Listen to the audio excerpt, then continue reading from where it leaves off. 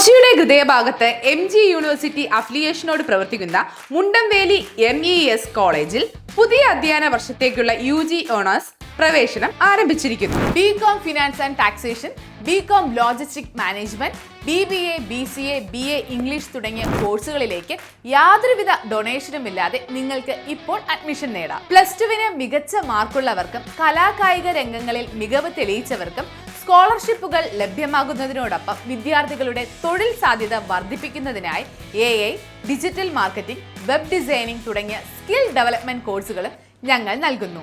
പരിചയസമ്പന്നരായ അധ്യാപകർ, high speed wifi campus, ആധുനിക ലാബുകൾ എന്നിങ്ങനെ മികച്ച സൗകര്യങ്ങൾക്ക് പുറമെ കരിയർ ഗൈഡൻസും തൊഴിലവസരങ്ങളും ഉറപ്പാക്കുന്ന സജീവമായ പ്ലേസ്മെന്റ് സെല്ലും കോളേജിന്റെ പ്രത്യേകതയാണ്. കൂടാതെ വിദ്യാർത്ഥികൾക്കായി മികച്ച ഹോസ്റ്റൽ സൗകര്യവും കൊച്ചിയുടെ പ്രധാന ഭാഗങ്ങളിലേക്ക് കോളേജ് ബസ്സും ഒരുക്കിയിട്ടുണ്ട്. മികച്ചൊരു ഭാവിക്കായി ഇന്ന് തന്നെ അഡ്മിഷൻ ഉറപ്പാക്കൂ. കൂടുതൽ വിവരങ്ങൾക്ക് ഇപ്പോൾ തന്നെ താഴെ കാണുന്ന നമ്പറിൽ കോൺടാക്ട് ചെയ്യൂ. MES college, Kochi, Mundamveli. ലോക പരിസ്ഥിതി ദിനാചരണത്തിന്റെ ഭാഗമായി വൃക്ഷത്തൈകൾ നട്ട് Syed Ahammed memorial library.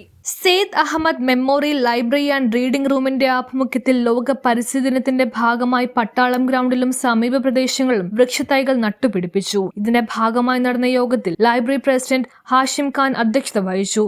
Councillor Shiny Mathew പരിസ്ഥിതി ദിനത്തിന്റെ ഉദ്ഘാടനം പട്ടാളം ഗ്രൗണ്ടിൽ വൃക്ഷത്തൈകൾ നട്ട് നിർവഹിച്ചു. രമേശ് അമരാവതി സ്വാഗതം പറഞ്ഞു. നമുക്കെല്ലാവർക്കും അറിയാം കാലാവസ്ഥാ വ്യതിയാനം മൂലം സംഭവിച്ചുകൊണ്ടിരിക്കുന്ന ദുരന്തങ്ങളെ പറ്റിയിട്ട്. നമ്മൾ ഓരോരുത്തരും അത് ബോധവാന്മാരായിരിക്കണം എന്നാണ് എനിക്ക് പറയാനുള്ളത്.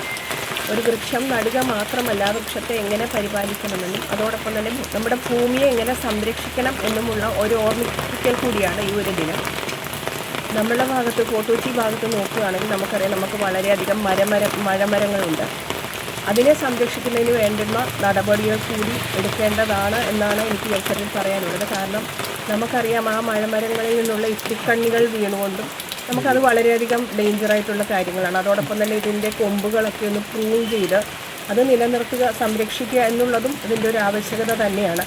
അതിനുവേണ്ടിയുള്ള നടപടികൾ കൂടി ഈ പരിസ്ഥിതി ദിനത്തിൻ്റെ ഭാഗമായിട്ട് ഗവൺമെൻറ് തലത്തിൽ ഒരു തീരുമാനം എടുക്കേണ്ടതാണ് എന്നാണ് എനിക്ക് പറയാനുള്ളത്. അതുകൂടാതെ നമ്മുടെ ബീച്ച് പരിസരം നമ്മൾ തന്നെയാണ് അത് വൃത്തികേടാക്കുന്നത്. നമ്മൾ ഓരോരുത്തരും ശ്രമിച്ചാൽ അത് മാറി നല്ല ഭംഗിയായിട്ട് ആ ബീച്ച് മാറും എന്നുള്ളത് ഒരു സത്യമാണ്.